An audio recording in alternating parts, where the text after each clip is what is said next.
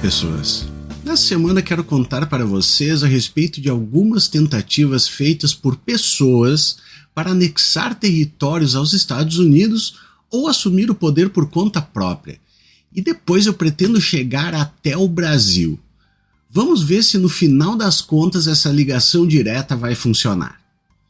Antes de começar, lembre que você pode ajudar o Vira Casacas de várias formas, sem gastar nada, compartilhando o nosso conteúdo, avaliando o podcast e nos seguindo nas redes, e a partir de R$5 por mês no apoia.se/viracasacas e na orelo.cc. Esses R$5 nos ajudam a manter todo o pessoal, pagar as coisas e tudo mais. Lembre que quem apoia o Vira concorre a mimos todo mês, que são enviados como um agradecimento àqueles que fazem tudo ser possível. Agora vamos lá, vamos começar a falar a respeito dos filibusters. Em meados do século XIX, antes da Guerra Civil Americana, o termo filibuster carregava um significado muito diferente do que conhecemos hoje. Longe das extensas sessões parlamentares que atualmente caracterizam a palavra, os filibusters eram aventureiros americanos que organizavam e participavam de forças militares privadas com o objetivo de invadir países estrangeiros, mesmo quando os Estados Unidos mantinham relações pacíficas com essas nações. Esta prática se desenvolveu em um período marcado pela doutrina do Destino Manifesto, uma ideologia que prega a suposta missão providencial dos Estados Unidos de expandir seu domínio pelo continente. Vocês devem ter ouvido o termo no discurso de posse do Trump. Os filibusters personificavam esse espírito romântico de expansão, gerando reações contraditórias na sociedade americana. Enquanto alguns os viam como criminosos e piratas, outros os adoravam como verdadeiros heróis nacionais. O governo dos Estados Unidos, através de suas instituições legais e militares, tentava, por vezes, impedir essas expedições, mas seus esforços eram frequentemente infrutíferos. A palavra filibuster é uma adaptação do francês flibustier e do espanhol filibustero, que por sua vez derivam de um antigo termo holandês para saqueador. No entanto, as expedições filibusters precedem a própria terminologia. O primeiro julgamento de impeachment na história dos Estados Unidos, em 1797, envolveu o senador William Blount do Tennessee, acusado de planejar uma invasão além das fronteiras americanas e de conspiração. Blount escapou da condenação, argumentando que senadores não eram oficiais civis sujeitos a impeachment, estabelecendo um precedente jurídico significativo. Em 1818, o Congresso atualizou a Lei de Neutralidade, que estabelecia severas punições para aqueles que organizassem expedições militares contra países em paz com os Estados Unidos. As penalidades incluíam multas de até $3.000, uma soma considerável para a época, e penas de prisão de até 3 anos. Apesar da legislação, as expedições continuaram ocorrendo com regularidade, especialmente no período entre o fim da Guerra Mexicano-Americana e o início da Guerra Civil. Frequentemente, 2 ou mais expedições encontravam-se em algum estágio de preparação ou em progresso simultâneo. Como observou um comentarista inglês da época, o mais notório filibuster William Walker, a gente vai falar dele, era apenas uma palha ao vento, pois havia centenas de homens prontos para ocupar seu lugar caso ele falhasse. Após a Guerra Mexicana, as expedições filibusters ganharam um novo protagonista, Narciso Lopes, um venezuelano que chegou aos Estados Unidos em julho de 1848, após escapar de uma prisão em Cuba durante a repressão espanhola contra atividades revolucionárias na ilha. Com o apoio financeiro de grupos cubanos exilados, Lopes começou a organizar uma ambiciosa operação militar em solo americano para libertar Cuba do domínio espanhol. O plano de Lopes enfrentou um dilema político significativo. Os apoiadores sulistas só aceitariam a independência de Cuba se a ilha fosse posteriormente anexada aos Estados Unidos com a escravidão preservada. Essa questão era especialmente delicada em um momento em que os estados do norte pressionavam pela proibição da escravidão em todos os novos territórios americanos. Para fortalecer sua posição e atrair mais apoio, Lopes buscou intensamente um líder militar americano proeminente para sua causa. Em sua busca por comandantes, Lopes fez propostas a figuras que mais tarde se tornariam célebres na Guerra Civil: Jefferson Davis e Robert Lee. Ambos declinaram o convite, mesmo com a promessa de uma recompensa que alguns dizem chegar a 3 milhões de dólares. Finalmente, Lopes encontrou seu líder americano em John Anthony Quitman, governador do Mississippi e herói da Guerra Mexicana, conhecido por sua liderança nas batalhas de Monterrey e na tomada da Cidade do México. A primeira expedição de Lopes em maio de 1850 inicialmente parecia promissora. Os filibusters conseguiram desembarcar e capturar a cidade costeira de Cárdenas, mas logo descobriram que haviam superestimado drasticamente o apoio popular à sua causa. A população local, em vez de se juntar aos invasores, fugiu ou os evitou. Quando tropas espanholas se aproximaram, Lopes foi forçado a uma retirada apressada, sendo perseguido pelo navio de guerra espanhol Pizarro até encontrar refúgio em Key West, na Flórida. Não desanimado com o fracasso, Lopes organizou uma segunda expedição em 1851. Em agosto daquele ano, ele partiu em um navio com cerca de 400 homens, atraídos por relatos de supostas revoltas em Cuba contra o domínio espanhol. No entanto, esses relatos eram grandemente exagerados. As autoridades espanholas já haviam sufocado qualquer resistência um mês antes da chegada dos filibusters. A expedição estava condenada desde o início. Lopes e suas forças foram rapidamente cercados por tropas espanholas que avançavam por terra, ferrovia e mar. Após 2 semanas de combates, Lopes foi capturado e, em um fim trágico para suas ambições, foi executado pelas autoridades espanholas. O curioso é que a bandeira cubana que nós vemos hoje foi desenhada por Lopes. As expedições de Lopes, embora fracassadas, estabeleceram um importante precedente para os futuros filibusters e revelaram as complexas conexões entre estas operações militares privadas e a crescente tensão entre Norte e Sul sobre a questão da escravidão nos Estados Unidos. Após as expedições de Lopes, o centro das atividades dos filibusters se deslocou para a América Central, onde William Walker se tornaria a figura mais proeminente desta história. Em maio de 1855, Walker e 56 homens saíram de São Francisco em direção à costa do Pacífico da Nicarágua. Diferente de outros, Walker tinha uma vantagem estratégica. Ele possuía um contrato com os liberais nicaragüenses que estavam em meio a uma guerra civil. O acordo previa que Walker traria colonos para ajudar os liberais contra seus inimigos conservadores, em troca de grandes concessões de terra. Ao chegar em território nicaragüense, Walker e seus imortais, como ficaram conhecidos, foram incorporados ao exército liberal. Após uma derrota inicial, a sorte de Walker mudou drasticamente. Em setembro de 1855, suas forças repeliram um ataque conservador sem sofrer baixas e em outubro tomaram Granada, a capital inimiga. Walker executou o secretário de Relações Exteriores após notícias de que forças conservadoras haviam atacado civis americanos. A captura de Granada e as ameaças de mais execuções levaram o general conservador Ponciano Corral a aceitar um tratado que criava um governo provisório de coalizão.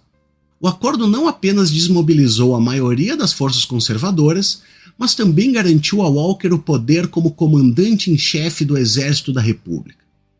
Quando cartas interceptadas revelaram que Corral pedia secretamente a invasão de outros estados centro-americanos, Walker o executou por traição, ignorando recomendações de clemência e os apelos dos filhos de Corral. Em junho de 1856, Walker deu seu passo final rumo ao poder absoluto. Em uma eleição fraudulenta, foi declarado presidente da Nicarágua. Durante seu governo, Walker iniciou um processo de americanização do país. Ofereceu terras gratuitas a imigrantes americanos, decretou que documentos em inglês teriam a mesma validade que os em espanhol e começou a confiscar propriedades de seus opositores para venda a preços baixos. No entanto, o regime de Walker durou apenas até a primavera de 1857. Uma coalizão de outros estados centro-americanos, seus inimigos nicaragüenses e até antigos aliados liberais com apoio da Grã-Bretanha e do magnata americano Cornelius Vanderbilt conseguiu derrotá-lo. Nos momentos finais de seu governo, Walker tomou uma de suas decisões mais cruéis. Ordenou a queima de Granada, a antiga capital que datava do século XVI. Mesmo após sua rendição e retorno aos Estados Unidos, Walker permaneceu obcecado com a ideia de reconquistar a Nicarágua. Entre 1857 e 1860, realizou mais tentativas de retornar à América Central. Sua última expedição terminou de forma trágica para ele. Após capturar brevemente o porto hondurenho de Trujillo, Walker foi perseguido por forças britânicas e hondurenhas. Ao se render ao comandante britânico Norval Salmon, esperava ser tratado como prisioneiro de guerra, mas foi entregue às autoridades hondurenhas, que o executaram por fuzilamento em 12 de setembro de 1860. Agora vamos a alguns detalhes dessas expedições. O financiamento das expedições filibuster seguia práticas capitalistas surpreendentemente sofisticadas para empreendimentos ilegais. Os conspiradores cubanos de 1850, por exemplo, emitiram títulos no valor de $2.000, assinados por Lopes, que prometiam aos investidores pagamentos em 5 parcelas anuais com juros de 6%. Estes títulos eram supostamente garantidos pelas terras públicas e recursos fiscais do futuro governo de Cuba. Walker seguiu um caminho similar. Para uma invasão anterior ao México, emitiu títulos de $500 como parte de um empréstimo da independência. Sua intervenção na Nicarágua começou sob os auspícios de uma companhia de colonização da Nicarágua, capitalizada em $100.000, com cada ação valendo $1.000. Durante sua presidência, Walker autorizou a comercialização em Nova Orleans de um empréstimo de $500.000 com juros de 6%, pagáveis anualmente no Banco da Louisiana, usando como garantia 1 milhão de acres de terras nicaragüenses. Os planos de colonização de Walker na Nicarágua eram ambiciosos. Logo após seu governo tomar o poder, ele ofereceu 250 acres de terra pública a qualquer americano que migrasse para o país. Os colonos precisavam se estabelecer e fazer melhorias na terra fornecida pelo diretor de colonização. Walker chegou a buscar cientistas e naturalistas para o país, prometendo que seu governo cuidaria de quaisquer americanos com inclinações científicas que fossem até lá. Posteriormente, Walker tomou medidas mais drásticas, deslocando nicaragüenses nativos e substituindo eles por americanos. O decreto para que os documentos públicos em inglês tivessem legitimidade preparava o terreno para escrituras em inglês que dariam vantagem aos americanos em litígios sobre terras. Ele também determinou a apropriação e venda de propriedades pertencentes a seus opositores políticos e estabeleceu que todas as terras deveriam ser registradas dentro de 6 meses, um sistema que discriminava os nativos não familiarizados com os procedimentos de registro. Esse sistema de financiamento e colonização revela como os filibusters combinavam objetivos políticos e econômicos. Através da venda de títulos e terras, não apenas levantavam fundos para suas operações militares, mas também criavam incentivos econômicos para atrair apoiadores e colonos americanos, estabelecendo as bases para uma transformação demográfica e cultural dos territórios conquistados. Embora os filibusters fossem apresentados publicamente como um movimento nacional que buscava atrair apoio de todas as partes dos Estados Unidos, havia uma forte conexão entre estas expedições e a questão da escravidão que dividia o país. Mesmo antes da Guerra Mexicana, os sulistas ocasionalmente utilizavam expedições filibusters para proteger seus interesses escravistas. Por exemplo, aventureiros que invadiram a Flórida espanhola durante a presidência de James Madison esperavam impedir uma possível rebelião de escravos na Geórgia, temendo que a decisão da Espanha de utilizar escravizados americanos fugidos como soldados pudesse incentivar revoltas. A transformação dos filibusters de um fenômeno nacional para uma causa predominantemente sulista começou nos bastidores das expedições de Lopes. Enquanto publicamente seus agentes projetavam uma imagem inclusiva, privadamente utilizavam argumentos explicitamente separatistas ao solicitar apoio de sulistas influentes. Eles enfatizavam a probabilidade de que a escravidão terminaria em Cuba a menos que os filibusters interviessem para impedir isso. No caso de William Walker, inicialmente suas ações na Nicarágua não demonstravam uma clara inclinação pró-escravista, o que chegou a ser lamentado por alguns jornais sulistas. Tudo mudou quando Walker legalizou a escravidão na Nicarágua e começou a promover sua causa como um meio pelo qual os sulistas poderiam proteger e expandir seu modo de vida. Seus apoiadores anunciavam que Walker oferecia aos sulistas um magnífico país onde poderiam levar os escravizados para cultivar algodão, café e açúcar em um ambiente sem geadas. Após sua expulsão da América Central, Walker cultivou ainda mais sua imagem de cruzado sulista, esperando angariar apoio nos estados escravistas para suas tentativas posteriores de reconquistar a Nicarágua. Em um discurso, ele culpou sua derrota aos abolicionistas nortistas que teriam voltado os governos dos Estados Unidos e da Grã-Bretanha contra ele para impedir a expansão da escravidão. Os estados do sul dos Estados Unidos, mesmo antes da Guerra Civil, demonstravam uma tendência expansionista que se intensificou conforme cresciam as tensões com o norte. Nas décadas de 1850, à medida que o poder político do sul diminuía dentro da União, muitos sulistas começaram a vislumbrar a criação de um império escravista que se estenderia pelo Caribe e América Central. Esse sonho expansionista tinha raízes profundas na economia. Os plantadores de algodão, em particular, acreditavam que precisavam de novos territórios para manter sua prosperidade econômica. A expansão não era apenas uma questão de ganância, mas era vista como uma necessidade para a sobrevivência do sistema da escravidão. Conforme novas terras eram necessárias para o cultivo do algodão, a aquisição de novos territórios tornava-se crucial. O projeto de expansão sulista, idealizado por alguns líderes, era grandioso.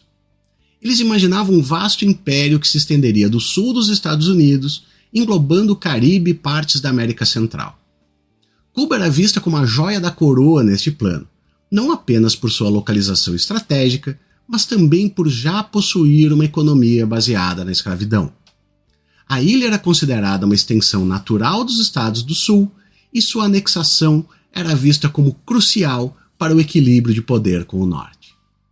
Quando os Estados do Sul formaram os Estados Confederados em 1861, estas ambições não desapareceram. De fato, a liderança confederada via a expansão como fundamental para a sobrevivência de sua nova nação. O presidente confederado Jefferson Davis e seu gabinete planejavam estabelecer relações diplomáticas e comerciais com outras nações escravagistas, visando criar uma espécie de aliança internacional de estados escravocratas. Estas aspirações não eram segredo. Em discursos e publicações, falavam frequentemente sobre seu destino manifesto de expandir a civilização baseada na escravidão. Argumentavam que as sociedades escravistas eram mais estáveis e prósperas que as sociedades livres e que tinham uma missão civilizadora de expandir este modelo para outras regiões. O colapso da Confederação em 1865 pôs fim a estes sonhos de um império escravista, mas não eliminou completamente o desejo de muitos sulistas de preservar seu modo de vida baseado na escravidão. Este desejo acabaria levando muitos deles a procurar refúgio em outros países onde a escravidão era legal, como o Brasil, transformando o que antes era um sonho de conquista em um projeto de imigração. Com a derrota da Confederação, milhares de sulistas se viram em uma situação desesperadora. Suas propriedades estavam destruídas, sua riqueza, baseada na posse de pessoas escravizadas, havia desaparecido, e eles enfrentavam um período de profundas mudanças sociais durante a reconstrução. Para alguns desses sulistas, o Brasil era uma alternativa atraente, pois era um dos últimos países do hemisfério ocidental onde a escravidão ainda era legal. Em 1867, James McFadden Gaston, um médico confederado, publicou o livro Procurando uma Casa no Brasil, os recursos agrícolas e outras características do país, onde relatava sua viagem aqui e argumentava a favor da migração de sulistas para o Brasil. Escreveu ele: o elemento adicional do trabalho escravo aqui é vital para proporcionar resultados que não podem ser garantidos por trabalho contratado nos Estados do Sul. E assim que os negros se familiarizarem com o modo adequado de trabalhar o algodão, podemos antecipar rendimentos superando qualquer um que já tenha sido obtido nos Estados Unidos. E em outro ponto, ele adiciona: minha observação da escravidão neste país me leva à conclusão de que as exigências impostas ao negro aqui são maiores, e a provisão para sua subsistência e conforto é menor do que a experimentada anteriormente nos Estados Unidos. Em 26 de setembro de 1865, o Diário de São Paulo publicou uma matéria sobre a visita de Gaston. Esta comissão do Dr. Gaston desperta sérias considerações. Sob as circunstâncias atuais, nossa atenção deve ser fixada, por preferência, nos estados do sul da União Americana. Uma grande parte do partido vencido na luta recente irá buscar um novo país. Eles não podem se submeter à nova ordem de coisas e viver em pé de igualdade com seus escravos. Problemas acumulados e várias outras questões concorrem para induzi-los a emigrar. Se nosso governo perder esta oportunidade favorável de atraí-los para o nosso país, ele não encontrará outra.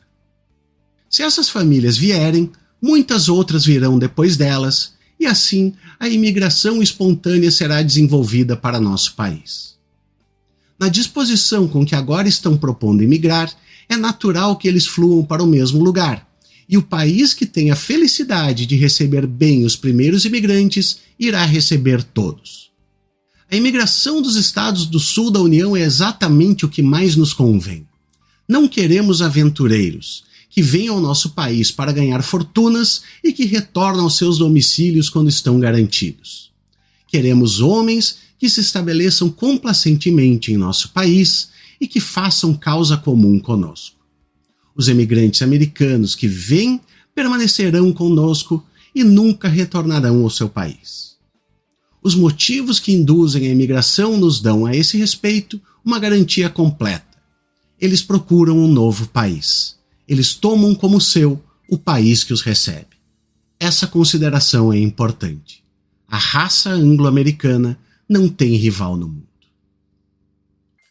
O governo brasileiro oferecia vantagens para o estabelecimento desses imigrantes, que ficaram conhecidos como confederados no Brasil. Estima-se que entre 3 e 10 mil sulistas imigraram para o Brasil após a Guerra Civil. Um dos assentamentos mais significativos desses confederados foi estabelecido na região onde hoje se encontra a cidade de Americana, no interior de São Paulo. Em 1865, o coronel William Hutchinson Norris, ex-senador do Alabama, estabeleceu-se com sua família em terras próximas à vila de Santa Bárbara. Norris havia sido um proprietário de pessoas escravizadas próspero e membro da legislatura do Alabama antes da guerra. Os confederados trouxeram consigo não apenas suas famílias, mas também suas técnicas agrícolas, especialmente para o cultivo do algodão. A comunidade cresceu rapidamente com a chegada de mais famílias confederadas e logo estabeleceram suas próprias instituições, incluindo uma igreja protestante e uma escola. Mantiveram muitos de seus costumes sulistas, incluindo sua culinária e suas tradições sociais. O idioma inglês continuou sendo usado em casa e na igreja, e muitos preservaram sua identidade cultural por gerações. O nome Americana tem sua origem na presença dos imigrantes confederados na região. Inicialmente, a comunidade era conhecida como Vila dos Americanos, uma referência direta aos colonos. A construção de uma estação ferroviária próxima à fazenda de William Norris ajudou a consolidar essa identidade, pois o local passou a ser um ponto de referência para os viajantes e comerciantes da região. Com o tempo, o nome Americana foi adotado oficialmente, refletindo a influência dos imigrantes sulistas no desenvolvimento local. No entanto, é importante notar que a experiência dos confederados no Brasil foi e é marcada por contradições. Embora muitos tenham vindo buscando preservar um modo de vida baseado na escravidão, acabaram tendo que se adaptar a novas realidades. A escravidão seria abolida no Brasil em 1888 e muitos desses imigrantes já haviam começado a transição para o trabalho livre antes disso. O legado dos confederados permanece visível em Americana até hoje. Além da influência na agricultura e na indústria, deixaram marcas na arquitetura local, nas tradições e nos sobrenomes das famílias. O cemitério do campo, onde estão enterrados muitos dos primeiros colonos, é um monumento histórico que conta a respeito dessa conexão entre o sul dos Estados Unidos e o interior de São Paulo. Atualmente, por óbvio, a herança confederada em Americana gera debates e polêmicas, especialmente em torno da Festa Confederada, um evento anual. A festa, originalmente organizada para homenagear os imigrantes sulistas e suas tradições, vira alvo de críticas devido ao uso da bandeira dos confederados e à exaltação de um passado que é ligado à escravidão. Defensores da festividade afirmam que se trata apenas de uma celebração cultural desvinculada de ideologias racistas. No entanto, o evento ignora o fato de que muitos dos imigrantes confederados vieram ao Brasil justamente para preservar a escravidão, algo que, nos Estados Unidos, havia sido abolido. Além disso, todos sabemos o peso que possui a bandeira confederada. Ufa, vamos ver se essa ligação direta aí então deu certo. Bom, pessoal, aqui terminamos nossa história de hoje. Tomara que vocês tenham gostado e que eu tenha trazido algo de novo para vocês. Espero que vocês estejam se perguntando quantas outras histórias parecidas ainda estão por aí sendo romantizadas. Até a próxima!